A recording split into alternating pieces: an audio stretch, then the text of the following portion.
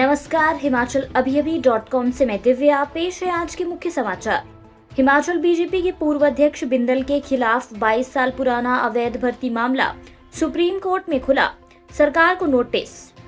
CM Jairam ने PM Modi को दिया पूर्ण राज्यत्व दिवस समारोह में शामिल होने का न्योता, कई केंद्रीय मंत्रियों से भी मिले। पंचायती राज मंत्री वीरेंद्र कंवर ने कहा कि जिन पंचायत प्रधानों के खिलाफ चली है जांच, वे लड़ सकते हैं चुनाव। T20 वर्ल्ड कप की मेजबानी हिमाचल को दिलवाने का प्रयास।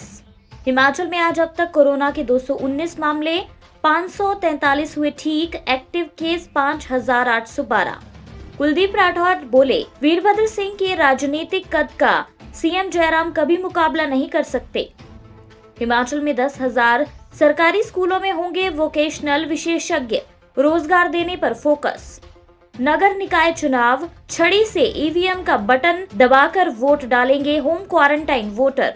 अब समाचार विस्तार से। आपके स्वास्थ्य का प्रहरी श्री बालाजी हॉस्पिटल, कांगड़ा, हिमाचल।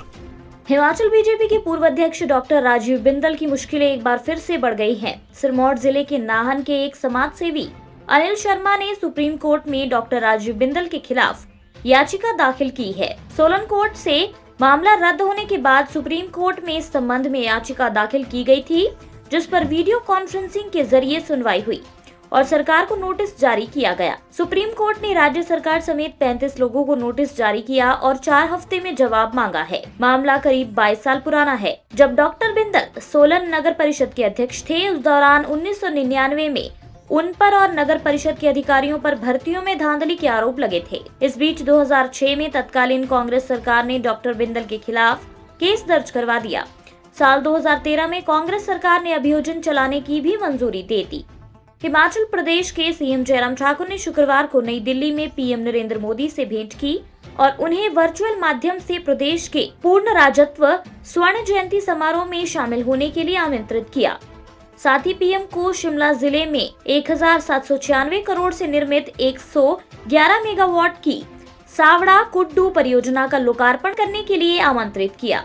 इसके बाद सीएम ने नागर विमानन मंत्री हरदीप सिंह पुरी नागचला मंडी में ग्रीनफील्ड हवाई अड्डे के रेडार सर्वेक्षण में तेजी लाने और सर्वेक्षण औपचारिकताओं को शीघ्र पूरा करने सहित हिमाचल के विकास के लिए वित्तीय सहायता प्रदान करने का अनुरोध किया। जयराम ठाकुर ने केंद्रीय वित्त मंत्री निर्मला सीतारमण से मुलाकात कर वित्तीय हस्तांतरण में हिमाचल प्रदेश को विशेष महत्व देने का आग्रह किया। उन्होंने नागचला में प्रस्तावित ग्रीनफील्ड हवाई अड्डे के लिए धन उपलब्ध करवाने का भी अनुरोध किया। जिन पंचायत प्रधानों के खिलाफ विकास कार्यों में अनियमितताओं की शिकायत हुई है, उनके विरुद्ध जांच अभी चली है। वे पंचायत चुनाव लड़ सकते हैं। कांगड़ा जिला के फतेहपुर उपमंडल के खटियाड़ में पहुंचे पंचायती राज मंत्री वीरेंद्र कंवर ने कहा कि जब उनको कोर्ट सजा नहीं दे देती, तब तक वे चुनाव लड़ सकते हैं। मंत्री वीरेंद्र कंवर से सवाल पूछा गया था कि जिन पंचायत प्रधानों के खिलाफ जांच चल रही है, क्या पंचायत चुनाव लड़ने को लेकर उनके बारे सरकार कोई फैसला लेगी। मंत्री ने इसी का जवाब दिया। विपक्ष के रोस्टर में गड़बड़ी के आरोपों को लेकर पंचायती राज मंत्री ने कहा कि चुनाव आयोग की डेट से पहले रोस्टर निकाला है। विपक्ष के नेताओं को लगता है कि रोस्टर से छेड़छाड़ हुई है तो वे कोर्ट या डीसी के पास अपील कर सकते हैं। अभी रोस्टर निकाला ही नहीं था और विपक्ष गड़बड़ियों के आरोप लगा रहा था। अब रोस्टर निकला है तो उनकी भ्रांतियों को भी दूर किया जाएगा।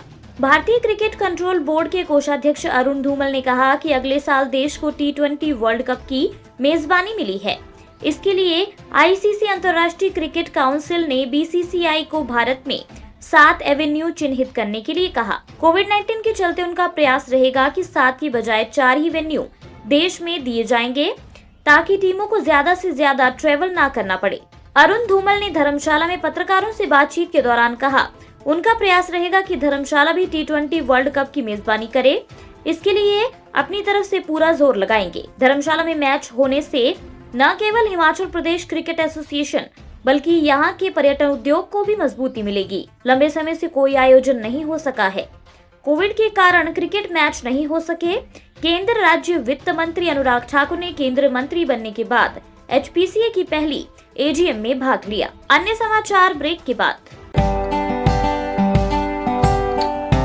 Shri Balaji multi speciality hospital, Kangra, जहां आपको एक ही छत के नीचे मिले बेहतरीन चिकित्सा सुविधाएं, cardiology, laparoscopic, general surgery, neuro surgery, orthopaedics, paediatric, radio diagnosis, urology, gastroenterology, ophthalmology, pathology, medicine, anaesthesia और डेंटल जैसी अत्याधुनिक और बेहतरीन चिकित्सा सुविधाएं, 24 घंटे इमरजेंसी सुविधा, 9 बेड के साथ critical care unit, cardiac monitor और डिफिब्रिलेटर्स, सेंट्रल ऑक्सीजन लाइन और वेंटिलेटर सुविधा। हिमाचल प्रदेश के सबसे बड़े निजी स्वास्थ्य सेवा प्रदाताओं में से एक Shri Balaji multi speciality hospital Kangra राष्ट्रीय स्वास्थ्य बीमा योजना के साथ सूचीबद्ध Shri Balaji multi speciality hospital Kangra BPL परिवारों के लिए अस्पताल में कैशलेस भर्ती होने के साथ ही ईसीएच की भी सुविधा। हमारा पता Shri Balaji multi speciality hospital, Balaji Vihar, Ujjain, Kangra. संपर्क करें 9218411108 पर। Shri Balaji multi speciality hospital Kangra.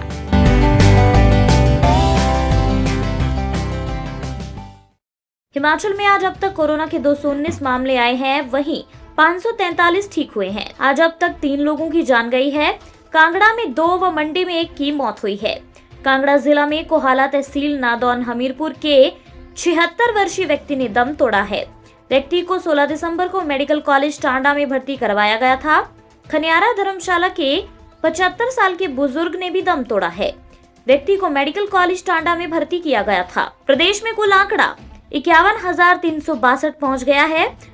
अभी 5,812 एक्टिव केस हैं। अब तक 44,653 ठीक हो चुके हैं। कोरोना डेथ का आंकड़ा 849 है। मंडी में 50, कांगड़ा में 49, शिमला में 32, हमीरपुर व सोलन में 22, किन्नौर में 14, चंबा में 11, कुल्लू में 10 व बिलासपुर में 9 मामले सामने आए हैं। हिमाचल कांग्रेस अध्यक्ष कुलदीप राठौर ने पूर्व सीएम वीरभद्र सिंह पर सीएम जयराम ठाकुर की टिप्पणी पर कड़ा ऐतराज जताया है। उन्होंने कहा कि वीरभद्र सिंह प्रदेश के ही नहीं देश के एक ऐसे नेता हैं जिनके राजनीतिक कद का सीएम जयराम कभी मुकाबला नहीं कर सकते। वीरभद्र सिंह को अपनी जिम्मेदारी की सीख देने से पहले सीएम को प्रदेश में उनके द्वारा किए विकास व उनके 60 साल के लंबे राजनीतिक अनुभव की गाथा को पढ़ लेना चाहिए। राठौर ने सीएम जयराम ठाकुर के वीरभद्र सिंह पर दिए गए उनके बयान पर हैरानी जताते हुए कहा कि उनका ये बयान वीरभद्र का ही नहीं बल्कि ये पूरे प्रदेश का अपमान है। उन्होंने कहा कि हिमाचल निर्माता डॉक्टर यशवंत सिंह परमार के बाद वीरभद्र सिंह को आधुनिक हिमाचल का विकास पुरुष कहा जाता है। 10,000 सरकारी स्कूलों में वोकेशनल कोर्स पढ़ाने के लिए विशेषज्ञ होंगे, यानी स्कूलों में छात्रों को रूटीन सिलेबस के अलावा प्रोफेशनल कोर्स पढ़ाने वाले शिक्षकों की भर्ती भी विशेष नियमों के तहत होगी। इसके साथ ही अगले साल से सभी हाई व सीनियर सेकेंडरी स्कूलों में छात्रों के लिए वोकेशनल कोर्स पढ़ाए जाएंगे। लाखों छात्र स्कूल से ही वोकेशनल कोर्स पढ़ने के बाद रोजगार के अवसर भी खोज पाएंगे। समग्र शिक्षा विभाग ने इसको लेकर प्लानिंग बनाना शुरू कर दिया है। बताया जा रहा है कि अगले सत्र से स्कूल व कॉलेजों में वोकेशनल कोर्स सबके लिए अनिवार्य कर दिया जाएगा। हिमाचल में वोकेशनल के लिए नियम तय होंगे, वहीं नए कोर्सेज भी छात्रों की रुचि के अनुसार शुरू किए जा सकते हैं। वोकेशनल पर बनाए गए नए प्लान के तहत प्रदेश के सरकारी स्कूलों में अब वोकेशनल के बाद रोजगार का भी अवसर छात्रों को दिया जाएगा। हिमाचल में होम क्वारंटाइन वोटर शाम के समय वोट डालेंगे। वे शाम 4 बजे के बाद 1 घंटे में अपना वोट डाल सकेंगे। ऐसे वोटर मास्क पहनकर छड़ी की मदद से ईवीएम का बटन दबाकर वोट डालेंगे। ये जानकारी राज्य चुनाव आयोग के अधिकारियों ने दी। उन्होंने बताया कि कोरोना महामारी के बीच भी लोग अपने मतदान का प्रयोग कर सकेंगे। हिमाचल में 4.25 लाख वोटर प्रदेश के 50 नगर परिषद और नगर पंचायतों के चुनाव में अपने मताधिकार का प्रयोग करेंगे। मतदान से पहले सभी मतदान केंद्रों को सैनिटाइज किया जाएगा। चुनाव आयोग के अनुसार ये वोटर मास्क पहनकर वोट डाल पाएंगे। इनको डिस्पोजेबल दस्ताने मतदान केंद्र में उपलब्ध करवाए जाएंगे।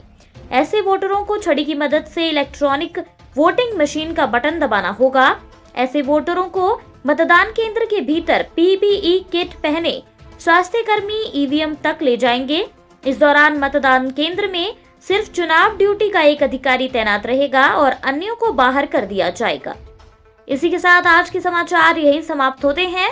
धन्यवाद। आपके स्वास्थ्य का प्रहरी श्री बालाजी हॉस्पिटल कांगड़ा हिमाचल।